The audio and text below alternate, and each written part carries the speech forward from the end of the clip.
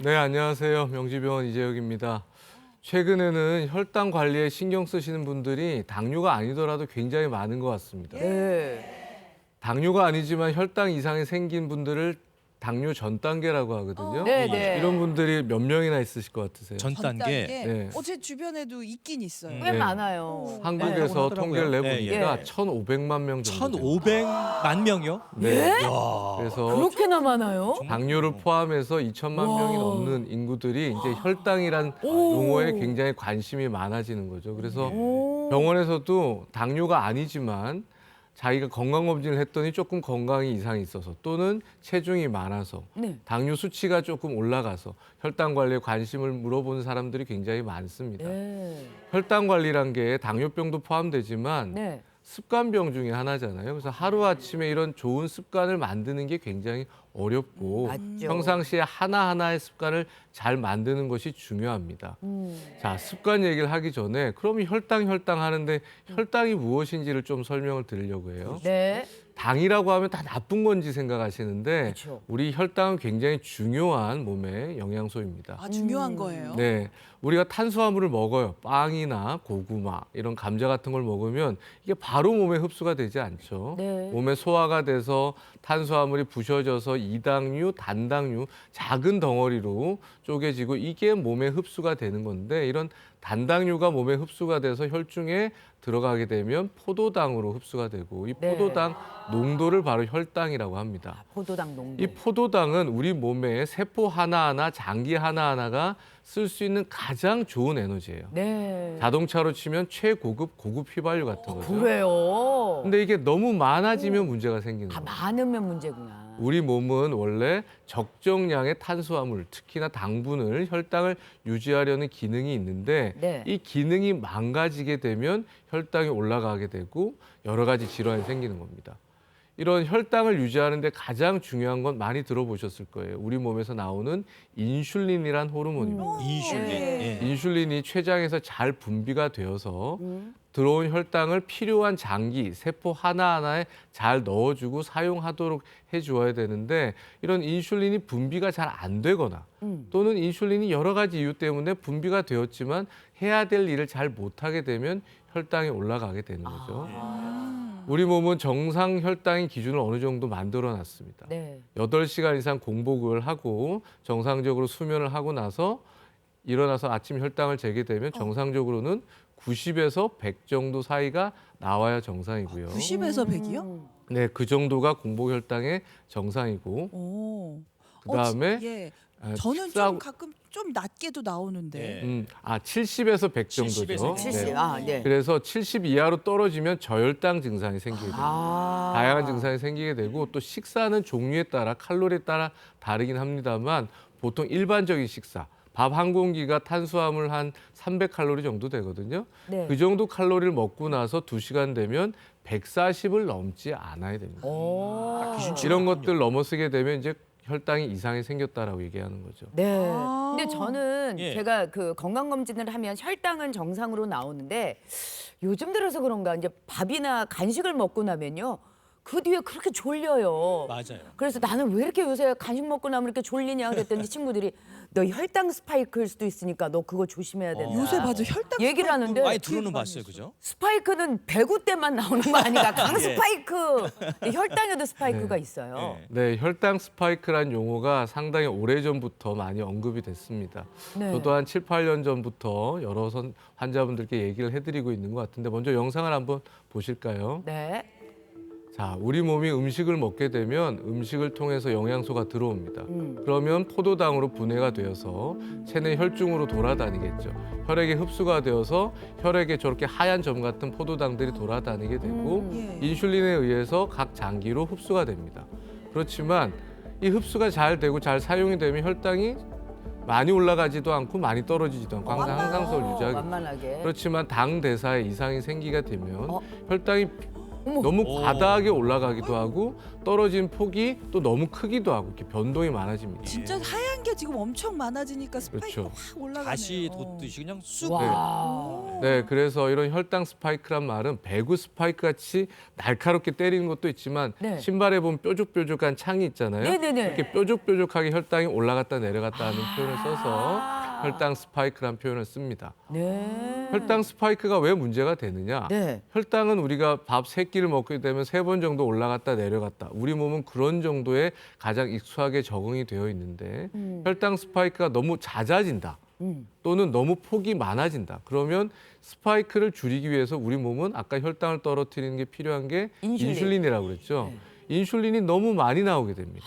너무 자주 나오게 되고 우리 췌장에서 인슐린을 계속 스파이크를 없애기 위해서 일을 많이 하게 되죠. 어우 힘들어. 그럼 췌장은 어떻게 되겠어요? 이제 지칩니다. 녹초. 그러다 보면 인슐린을 더 이상 못 만들게 되겠죠. 그러면 인슐린이 부족하면 혈당은 계속 많이 남아돌게 될 겁니다. 네. 이 남아도는 혈당은 우리 몸에서 어떻게 되느냐? 지방으로 다 바뀝니다. 그래서 체지방으로 쌓이게 되는 거죠. 그래서 혈당 스파이크의 반복이 되면 결국은 지방이 많아지고 배 나오고. 체중이 느는 이유가 되기도 아, 합니다. 살찌는 이유가 그런 거네요. 그런 것들도 이유가 되겠죠. 그래서 네. 이런 혈당 스파이크를 포함한 혈당 관리를 위해서는 이런 이벤트들, 여러 현상들이 생기지 않도록 여러 가지 생활 습관과 관리를 해야 되고 네. 이런 혈당 스파이크가 생기는 가장 중요한 또 저희가 주의를 해야 되는 가장 중요한 이유는 여러 가지 병이 많이 생기는 병이 거겠죠. 생겨요. 네. 대표적인 병이 혈당이 지속적으로 높아지면 당뇨병이 생기겠죠. 네. 맞아요. 예. 당뇨병에 가장 친한 친구들이 또 있습니다. 합병증들 합병증들. 많잖아요. 고혈압, 고지혈증이죠. 아. 쓰리고라고 해서 이 혈당이 올라가면 고혈압, 고지혈증도 혈당 상승으로 해서 많이 생기거든요. 이런 것들은 결국은 혈관에 많은 자극을 일으키게 되고 혈관에 염증을 일으키게 되고 혈관이 늙게 됩니다. 그래서 혈관이 늙은 걸 동맥경화증이라고 네. 하는데 우리 몸에 머리부터 발끝까지 혈관이 없는 곳이 없잖아요. 그렇죠. 그러다 보면 모든 혈관이 늙어요. 심장에 있는 혈관이 늙어서 동맥경화증이 생기게 되면 심근경색이 오겠죠. 네. 안타깝게도 올해 초에 많은 유명인들이 또 심근경색으로 네. 돌아가셨잖아요. 그 왜 머리에 생기면 뇌졸중, 중풍 같은 것들이 생깁니다. 네. 큰 혈관들이 고장 나는 동맥경화도 있지만 이런 고혈당, 혈당 이상의 가장 취약한 것은 머리카락 정도 굵기보다 더 작은 미세혈관이 망가지는 거거든요. 아이고. 우리 몸에 미세혈관이 뭉쳐 있는 대표적인 장기가 어디냐? 콩팥입니다. 콩팥. 그래서 네. 고혈당 또는 이상혈당, 혈당 이상이 지속되면 콩팥이 망가져서 굉장히. 투석까지 가게 되는 만성 신부전을 진짜 갖고 하고요. 머리끝부터 발끝까지 야, 안 묻는 데가 걸리네요. 없네요. 또 하나 대표적인 작은 미세혈관이 있는 곳이 눈이거든요. 그래서 망막의 혈관이 망가져서 실명하게 되는 경우도 있어요. 아유. 우리 몸은 작은 혈관들이 또 어디를 먹여 살리냐? 신경들을 굉장히 많이 먹여 살리고 있고 네. 신경 자체도 혈관이 굉장히 중요한 반응을 하기 때문에 고혈당이 오래되면 결국은 신경들이 망가져서 저리고 아프고 감각이 무뎌지는 것들도 생기게 됩니다. 진짜 네. 전체가 다 문제가 생길 수 있는 게 이 혈당 관리를 안 해서 이런 위험들이 생기는 거잖아요. 그러면은 혈당 어떻게 좀 잡을 수 있을지 관리할 수 그러니까요. 있을지 오늘 어떤 습관을 가져야 될까요? 법만 주지 마시고 해결 방안을 좀 얘기해 주세요. 네, 제가 매번 나와서 여러 가지 심각한 얘기들을 하고 네. 해답을 잘 안 드리고 가서 원성이 좀 많았습니다. 답을 좀 네, 주셔. 네. 답을 오늘은 주세요. 자세히 이런 혈당 관리하는 습관들을 말씀드려 보도록 하겠습니다. 네. 제일 먼저는 식사 습관에 대해서 말씀드릴 텐데요. 네. 우리가 혈당 관리하면 가장 먼저 걱정하는 게 많이 먹는 거 아니야? 양에 대한 걱정이 있고 그 다음에는 탄수화물을 줄여라. 그쵸. 뭘 더 먹어라. 이런 영양소를 어떻게 먹을지가 중요한데 그런 것들이 가장 기본적입니다만 가장 최근에 강조되고 있는 것은 거꾸로 식사법입니다. 거꾸로? 예. 집에서 식사를 어떻게 하세요? 보통 차려놓으면? 아니 딱 일단 밥 먹고요. 그렇죠. 밥 먹고 반찬 먹고 그다음에 뒤에 이제 네. 예 뒤에 간식 좀 먹고 네, 밥 먹고 국 과일 먹고 먹고. 찌개 먹고 그 다음에 눈에 들어온 게 야채 반찬이죠. 그렇죠 네. 그렇죠. 그거 먹고 그 다음에 나중에 이제 고기 구워 들어오면 고기 좀 먹고 아 그렇죠. 이런 네. 식으로 먹는단 말이죠. 아니 거꾸로. 왜냐면 네. 고기를 갖다가 맨 처음에 먹으면 너무 많이 먹는다고 일단 밥으로 채우고 나서 이제 고기를 줘야지. 네. 조금 덜 먹으니. 네. 같은 영양소를 먹고 같은 양을 먹더라도 식사 순서에 따라서 혈당이 올라가는 정도가 전혀 달라집니다. 그래요? 그래서 오. 도전적인 식사 방법에서 바꿔서 돌아가셔서 한번 해보셔야 될 텐데요. 먼저 나물이나 야채, 채소를 먼저 먹고 단백질을 섭취하고 마지막에 탄수화물을 먹는 식사 순서를 만드시는 게 중요합니다. 그래요? 그렇게 하게 되면 채소나 섬유질들, 단백질들이 포만감이 늘기 때문에 네. 나중에 탄수화물을 먹는 식사 섭취량이 줄게 되고 혈당이 올라가는 속도도 훨씬 낮아지게 됩니다. 채소, 고기, 밥순으로 네. 먹어라. 네. 아, 그리고 또 어떤 그렇구나. 습관을 좀 들이면 좋을까요? 네. 네, 그 다음에는요. 식사를 속도도 중요하지만 오랫동안 씹는 것이 굉장히 중요합니다. 보통 몇 번 씹으세요? 5번. 대충 그냥 뭐 5번, 5번. 삼키죠 뭐. 보통은 훌쩍. 30번 정도를 씹도록 30번이요. 네. 그거는 저기 되새김질 아닌가요? 네. 식사를 혼자 하게 되면 빨리 먹게 되는데 주변 분들과 같이 식사하면서 얘기를 하다 먹게 되면 30번 씹을 수 있습니다. 아, 그래요. 오랫동안 씹게 되면 저작 활동이 길어지고 시간이 길어져서 음식이 들어오면 우리 몸에서는 음식이 들어왔다는 신호에 따라서 포만감을 일으키는 호르몬이 나오게 되거든요. 아하. 근데 식사를 빨리 하게 되면 포만감 호르몬이 나오기 전에 벌써 다 먹어버렸어요. 그래서 30분 정도 충분히 씹으면서 식사하면 좋을 것 같고요. 네. 네. 그리고 세 번째로는 저도 진료실에서 항상 환자들과 싸우지만 식사를 잘 하셨냐 그러면 어르신들은 아유 하루에 한 끼만 먹습니다. 아침 2끼만 먹습니다 하는데 네네. 끼니를 거르지 않고 일정 시간에 규칙적으로 3끼를 다 먹는 것이 좋습니다. 규칙적으로. 규칙적으로. 네. 네. 아침을 안 먹는 젊은 분들도 많고 어르신들도 많은 것 같습니다. 아침을 안 먹게 되면 그 공복감이 하루 종일 버틸 수가 없거든요. 그러다 보면 부인하지만 결국은 점심이나 낮 시간에 간식이 많거나 다음 식사량이 많아지기 때문에 아까 언급드렸던 혈당 스파이크가 더 커지고 많아질 수 있습니다. 그래서 어르신들 같은 경우에 공복을 하게 되면 약을 먹거나 다른 질환이 있는 경우는 저혈당이 발생할 수도 있고 하기 때문에 규칙적인 식사를 하는 것이 훨씬 중요할 것 같습니다. 다음으로는요, 식습관에 있어서 충분한 수분을 섭취하는 겁니다.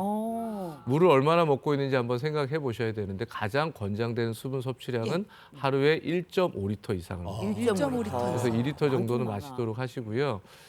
저녁 시간, 오후 시간은 힘들기 때문에 주로 오전, 점심 시간까지 충분한 수분 섭취를 하도록 권장드립니다. 예. 어. 말 나온 아유. 김에 물 한 잔 뭐 마시고 가야죠. 예, 예. 저도 한 잔. 네, 네. 아, 교수님 물도 아니, 가지고 오셨네요. 아니 근데 제가 아까 저기 예. 질문을 못 드렸는데 그 단백질 섭취가 되게 중요하다고 말씀하셔서 요새 이 젊은 세대들한테 사과하고 그 땅콩 버터라고 해서 예, 예. 그걸 이렇게 발라가지고 찍어 먹고 발라 먹고 막 이 건강법이 유행이라서 저도 하고 있거든요. 요 건강법 괜찮지 않나요? 단백질 섭취를 좀 높이는 거? 네, 저도 진료실에서 너무 많이 듣는 질문입니다. 아 그래요? 하지만 주의하셔야 될 게 땅콩버터는 단백질이 많고 사과는 섬유질이 많은 과일이지만 네. 사과에는 50g 정도의 일반적인 크기의 사과에는 당분이 들어있고 땅콩버터는 차스푼 2스푼이 칼로리가 200칼로리입니다. 그렇기 때문에 굉장히 고칼로리 음식이기 때문에 혈당 이상이 있으신 분들은 권고를 드리긴 쉽지 않다. 네. 아 예. 그렇군요. 먹는 습관에 대해서 그럼 교수님이 설명을 해줬는데 또 먹는 것뿐만 아니라 혈당 관리하면 운동도 좀 해야 운동 되잖아요. 그렇죠. 운동해야죠. 네. 혈당과 마찬가지로 중요한 것이 운동인데요. 운동은 우리 몸에 근육을 만들고 에너지를 소모하는 과정이잖아요. 그래서 혈당을 관리하는 데 있어서 무엇보다도 중요합니다.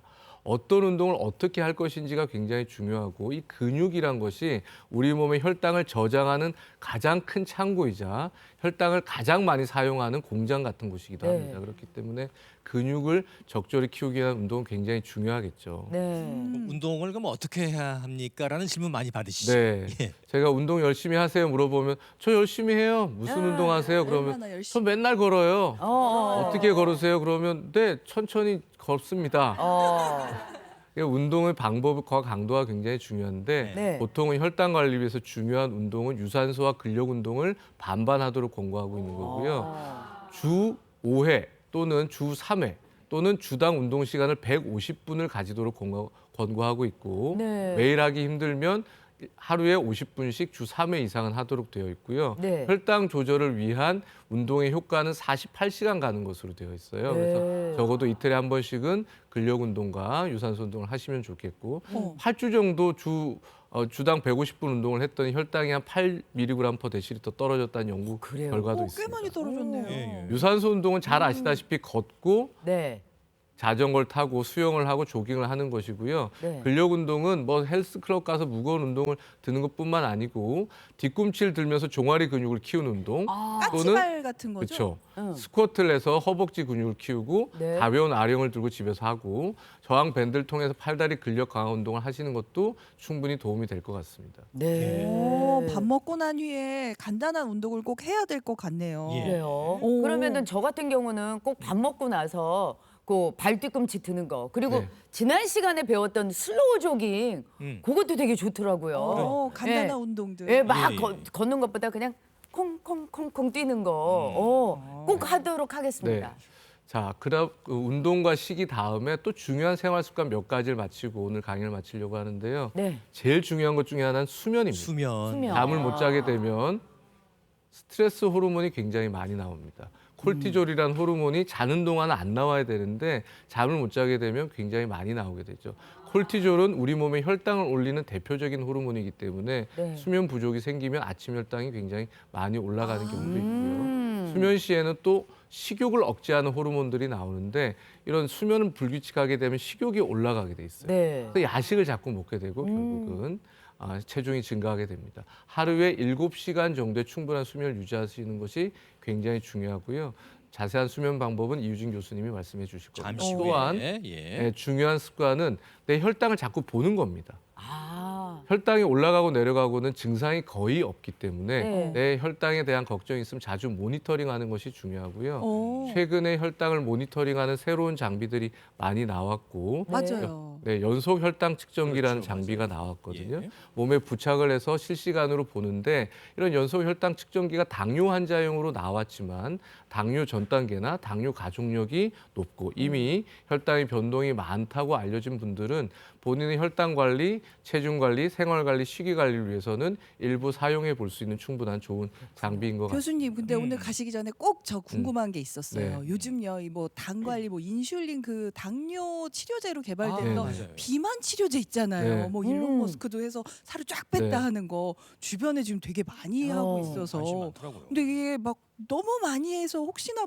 부작용은 없을까 이런 걱정도 되거든요. 네, 식이나 운동, 뭐 수면 이런 것들 관리해서 체중 관리하면 당연히 좋겠죠. 네. 근데 굉장히 어렵습니다. 그렇기 때문에 체중을 관리하고 혈당을 관리 위한 또 다른 치료가 필요하겠죠. 그런 측면에서 최근에 세마글루타이드라는 약제가 출시가 되어서 굉장히 관심이 많고 해외에서 많이 관심이 돼서 국내에서도 작년 10월에 출시가 돼서 사용되고 있습니다. 시작 체중에 비해서 15% 정도 체중 감량이 일어나기 때문에 상당히 많은 고도비만 환자들이 필요하겠고요. 체질량 지수가 30 이상인 고도비만이나 27 이상이면서 고혈압, 당뇨 등이 있는 비만 환자들은 적극적으로 써볼 수 있는 치료제입니다. 네.